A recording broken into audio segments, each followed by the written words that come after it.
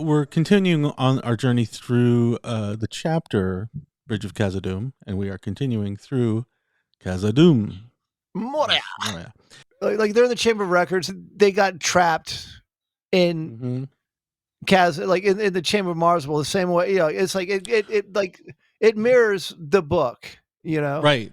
And they say that because at first they're like, we're trapped, we can't get out. And that's coming from the book. And then just the next page, they're like, oh, no, shoot, we're trapped. We can't get out. So they're mirroring that. So that was interesting. And Gandalf's like, oh, I wasn't with them last time, so let's see how this turns out, you know? Ooh, Gandalf's feeling very, very frisky. Right in the middle of the page on 420 where it says, the last thing written is in a trailing scrawl of elf letters. They are coming. Hold on. No. Go ahead. Okay, I'm going to let you do it, but you were thinking the same thing I was thinking. We were totally thinking the same thing. He must have died while coughing. He must have died while carving it. He wouldn't have written arg. He would have just said it. Perhaps he was dictating. Oh, shut up. Granted, there has to be some kind of exposition or whatever of what's going on, but I was like, as an alarm and surprise. There's actually an Edgar Allan Poe, I think it's like Descent in the Maelstrom, but it's the same thing. He's like keeping a journal, and he's like, we're going down into a giant hole, and it's devouring the ship as I write this. It's so crazy. Oh my God, he's coming right for me.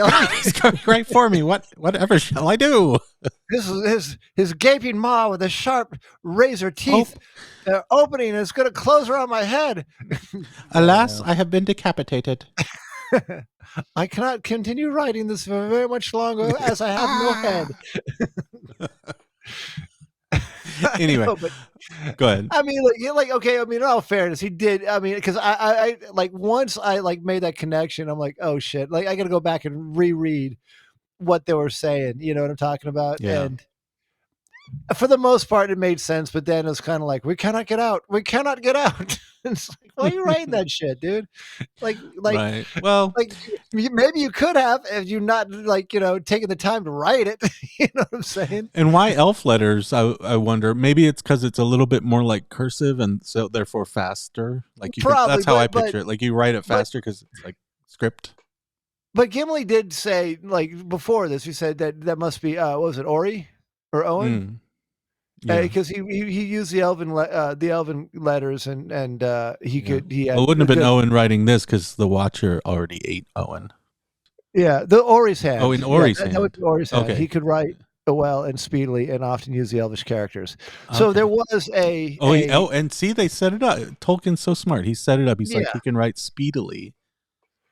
Yeah. So and they did say that it was written in a bunch of different hands and like different languages and stuff like that. Right. So it's not so much that the Elvish is so unusual. It's just I was just speculating maybe that he used it because it was faster to write in, rather than just like the dwarf runes seem a little bit like just slower, kind of slow and plodding like a dwarf.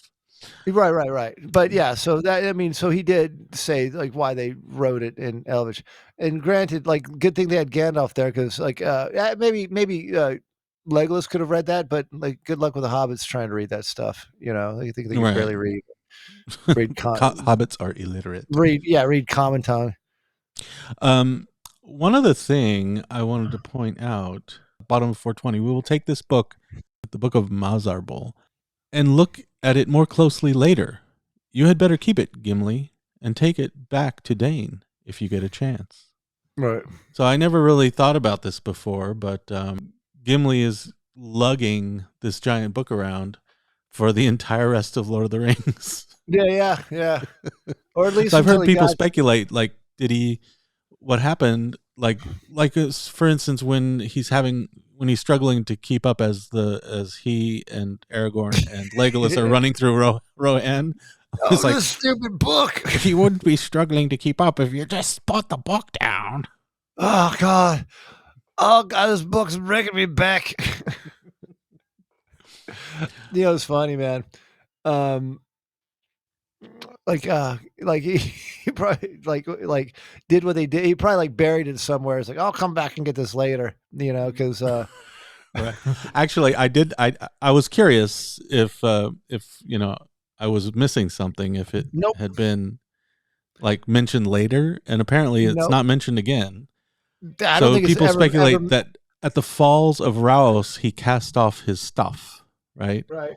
So maybe either he hid it and recollected it later, or someone speculated that he might have just set it aside in Lothlorien and was like, "Oh, it'll be safe here Yeah, until that I can come back for it." that would make the most sense. Yeah.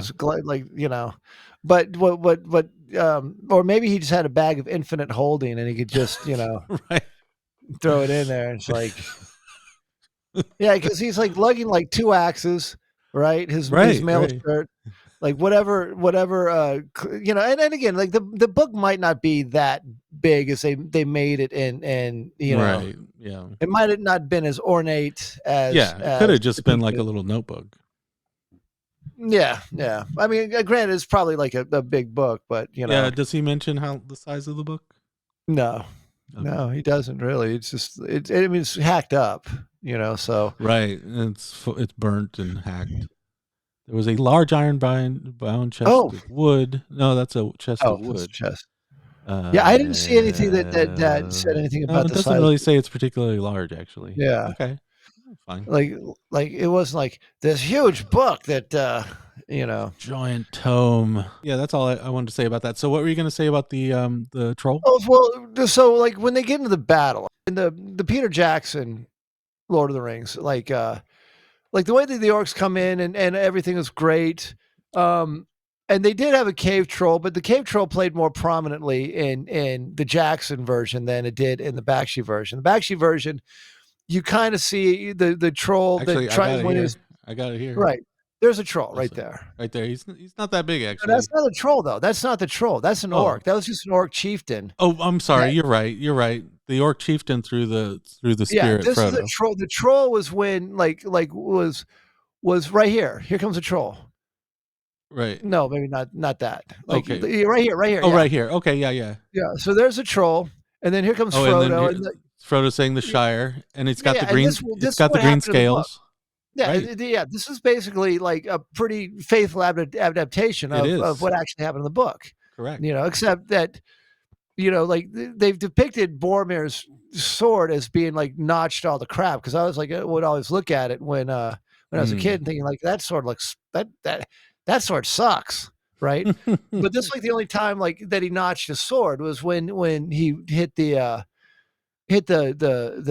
troll in the book, right? But outside of that, this is like last we see of the troll. But I like so now go to the like where Frodo gets hit in his chest. This is really like to me like this is how I always pictured like the scene like as described in the book. It's pretty to me it's pretty accurate. And he dodges this blow that's described. Yeah, it knocks him aside, and then there you go. And he just it's a great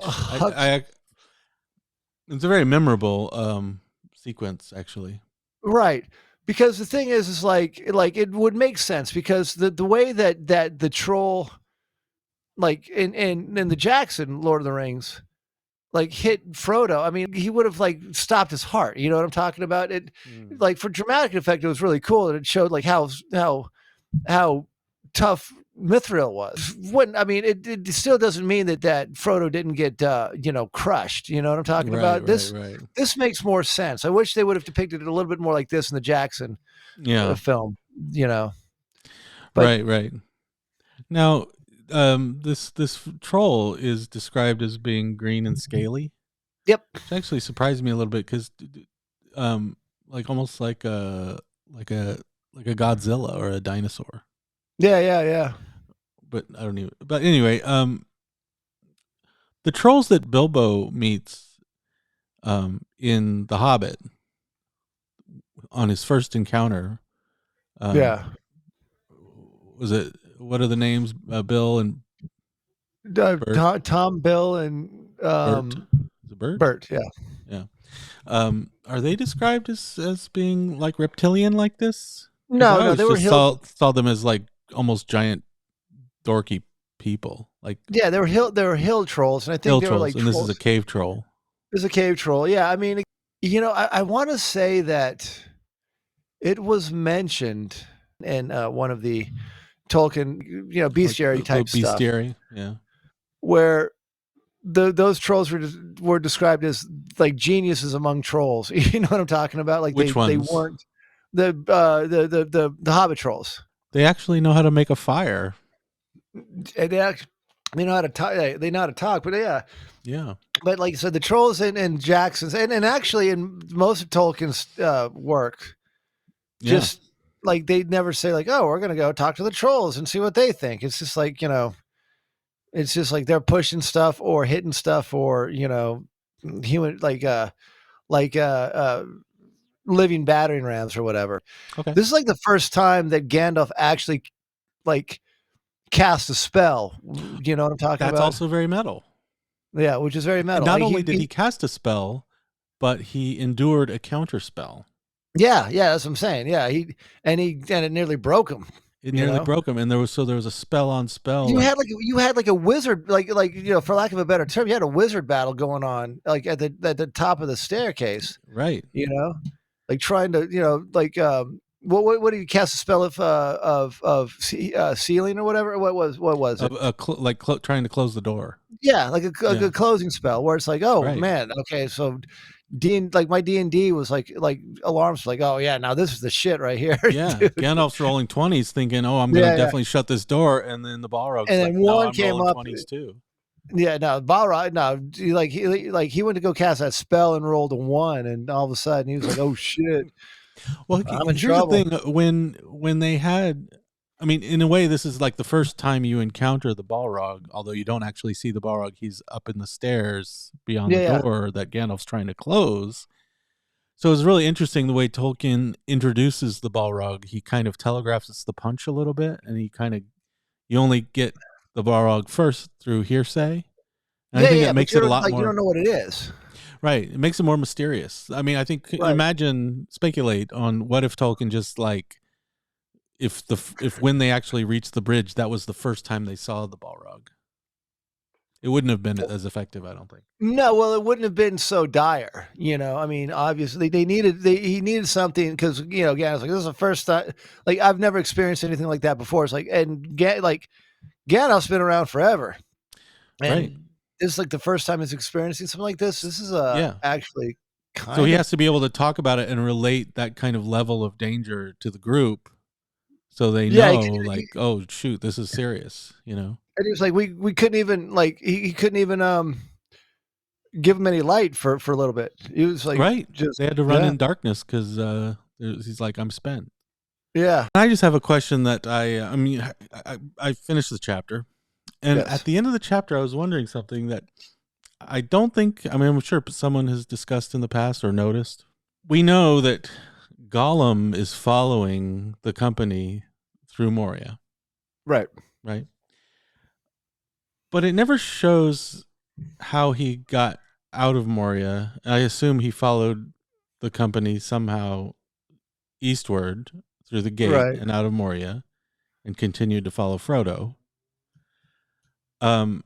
But how, they never say, oh, and Gollum ran across the bridge of Khazad-dûm before it fell into the chasm. Ooh, yeah.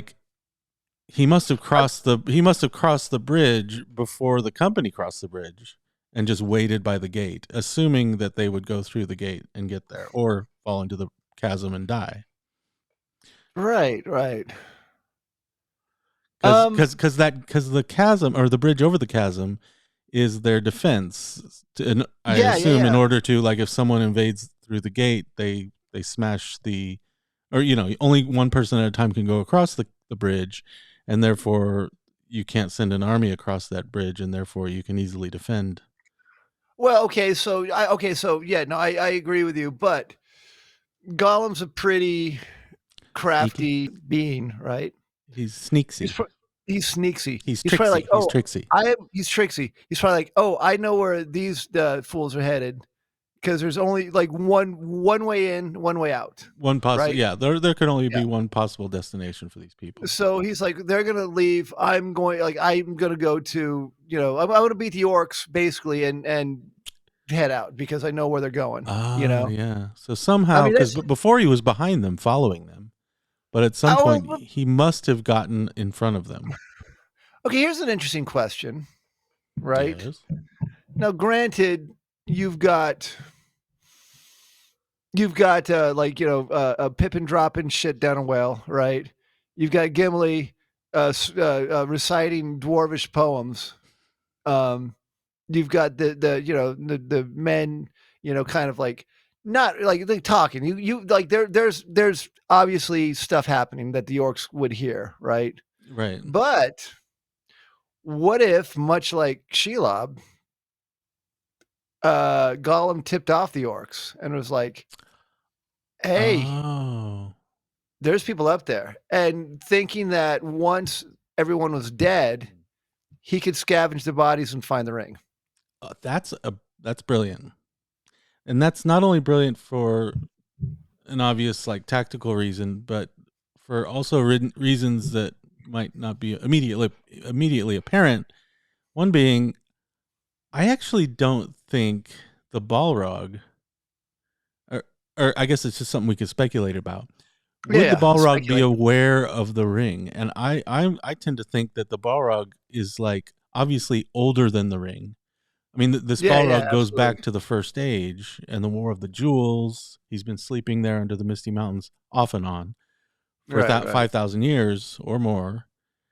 And so I'm like, this guy is one of the people in this whole, like, anywhere in the nearby vicinity who neither knows nor cares about this whole ring thing.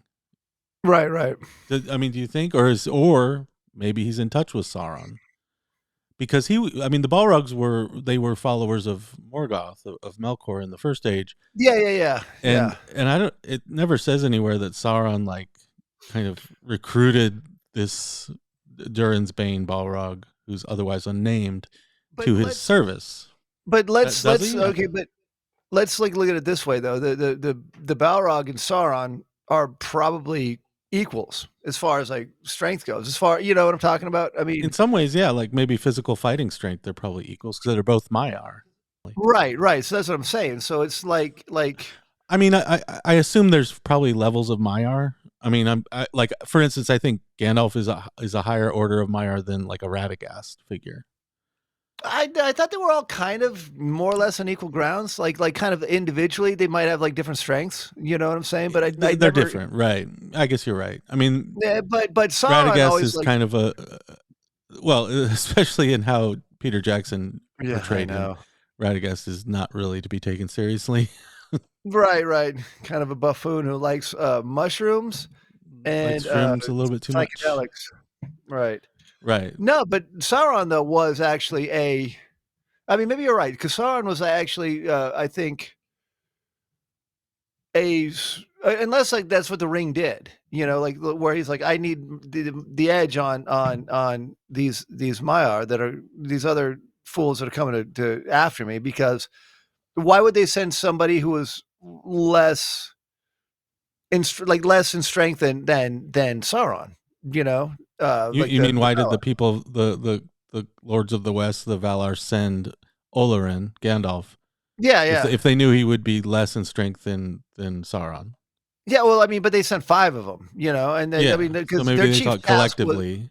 But their chief task wasn't like they were directly sent as the enemy of Sauron. Because I mean, Gandalf killed the Balrog, and he probably needed every ounce of Maiar strength that he possessed. Yeah, it sounded like he was completely depleted by that, and to the degree that it was the whole naked I was sent back. So like his spirit naked, I assume, just kind of had to go back to the spirit world or beyond the circles of the world.